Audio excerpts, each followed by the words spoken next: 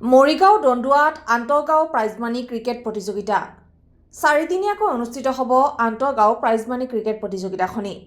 খেল জগতত অসমৰ বিভিন্ন জিলাৰ লগতে মৰিগাঁও জিলা হৈছে আগবঢ়া জিলা। স্বৰ্গীয় অভয়নাথৰ সোঁৱৰণত আৰু দণ্ডুৱা স্পৰ্টছ ক্লাবৰ সহযোগত অনুষ্ঠিত হয় উক্ত আন্তঃগাঁও প্ৰাইজমানি ক্ৰিকেট প্ৰতিযোগিতা। চাৰিদিনীয়াকৈ অনুষ্ঠিত হোৱা আন্তঃগাঁও প্ৰাইজমানি ক্ৰিকেট প্ৰতিযোগিতাখনিত গ্ৰাম্য অঞ্চলসমূহৰ পৰা বহু যুৱক ক্ৰিকেট খেলুৱৈ দলে আহি অংশগ্ৰহণ কৰা পৰিলক্ষিত হ'ল। আজিৰ সন্তান কাইলৈ দেশৰ ভৱিষ্যত, সেই উদ্দেশ্যক সাৰোগত কৰি মৰিগাঁও দণ্ডুৱাত স্বৰ্গীয় অভয়নাথৰ সোঁৱৰণত আৰু দণ্ডুৱা স্পৰ্টছ ক্লাবৰ সহযোগত অনুষ্ঠিত হয় আন্তঃগাঁও প্ৰাইজমানি ক্ৰিকেট প্ৰতিযোগিতা। নিশ্চয় আমি স্বৰ্গীয় অভয়নাথৰ সোঁৱৰণত আমাৰ দণ্ডুৱা স্পৰ্টছ ক্লাবৰ সম্পূৰ্ণ সহযোগত আন্তঃগাঁও আমি এখন ক্ৰিকেট খেল আমি আয়োজন কৰিছোঁ 2026 বৰ্ষ। আচলতে আমাৰ নতুন প্ৰয়াস নহয়, আমি আগৰে পৰা বিভিন্ন খেল ধেমালিৰ প্ৰতিযোগিতাবিলাক গাঁৱে গাঁৱে আমি আয়োজন কৰি আহিছোঁ, কিন্তু এইবাৰ প্ৰথমবাৰৰ বাবে আমি এখন ক্ৰিকেট খেল আয়োজন কৰিব বিচাৰিছোঁ।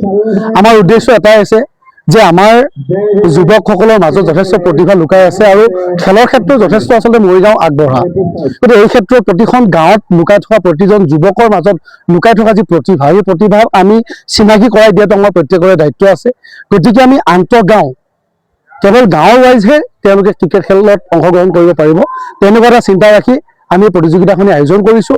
আৰু আমি আশাবাদী যে ইয়াৰ জৰিয়তে আমাৰ অঞ্চলটোত থকা যিসকল যুৱ প্ৰতিভাৱান খেলুৱৈ আছে তেওঁলোকক আমি সমাজৰ ওচৰত আমি চিনাকি কৰাই দিব পাৰিম।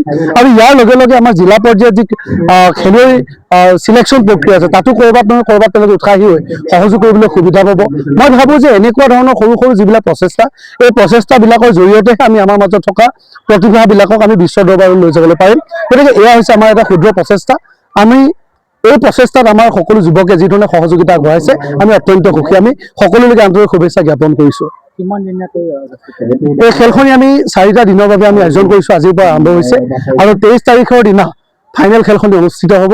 গতিকে সৰ্বমুঠ 30টাতকৈ ওপৰত আমাৰ এই অঞ্চলটোৰে খেলুৱৈসকলে ইয়াত অংশগ্ৰহণ কৰিব।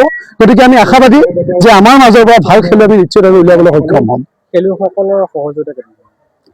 খেলুৱৈসকলৰ সহযোগিতা যথেষ্ট ভাল লগা আৰু আমিও ভাল পাইছোঁ। যে আৰু এটা কথা আমাৰ মন্ত্ৰীয়ে কৈছে যে এই যি প্ৰতিযোগিতা আমি এইবাৰ আয়োজন কৰিছোঁ পৰৱৰ্তী সময়লৈকে ইয়াক ধাৰাবাহিকভাৱে লৈ যাবলৈ আমি নিশ্চিতভাৱে চেষ্টা কৰিম। ইয়াৰ পৰৱৰ্তী সময়ত আমি ফুটবলৰ ক্ষেত্ৰত হওক, কাবাডীৰ ক্ষেত্ৰত হওক, আমি যিকোনো ধৰণৰ এনেকুৱা যিবিলাক খেল আছে যিসকলৰ জৰিয়তে আমি প্ৰতিভাবিলাক বিকাশ কৰিবলৈ সুযোগ লাভ কৰে বা চিনাকি কৰাবলৈ সুযোগ দিব পাৰোঁ, তেনেকুৱা খেলবিলাক আমি নিশ্চিতভাৱে কৰিবলৈ চেষ্টা কৰিম। কি কয় প্ৰাইজমানি যিটো বিজয়ী দল হ'ব, এই বিজয়ী দলটোৰ কাৰণে আমি 40,000 টকা প্ৰাইজমানি ৰাখিছোঁ আৰু যিটো ৰানাৰ্ছ আপ থাকিব আমি তেওঁলোকৰ কাৰণে 20,000 টকা আমি ৰাখিছোঁ। লগতে man of the series, man of the match এই গোটেইখিনি ব্যৱস্থা আমি নিশ্চিতভাৱে ৰাখিছোঁ। মোৰ ককা দেউতা স্বৰ্গীয় অভয়নাথৰ সোঁৱৰণত এই খেলখনি আমি আয়োজন কৰিছোঁ আৰু বৃহত্তৰ আমাৰ দণ্ডুৱাবাসী ৰাইজৰ সহযোগিতা আৰু বিশেষকৈ দণ্ডুৱা যি স্পৰ্টছ ক্লাব আছে, স্পৰ্টছ ক্লাবে আমাক বিশেষভাৱে সহযোগ আমাক কৰিছে। News desk report, Assam reports live.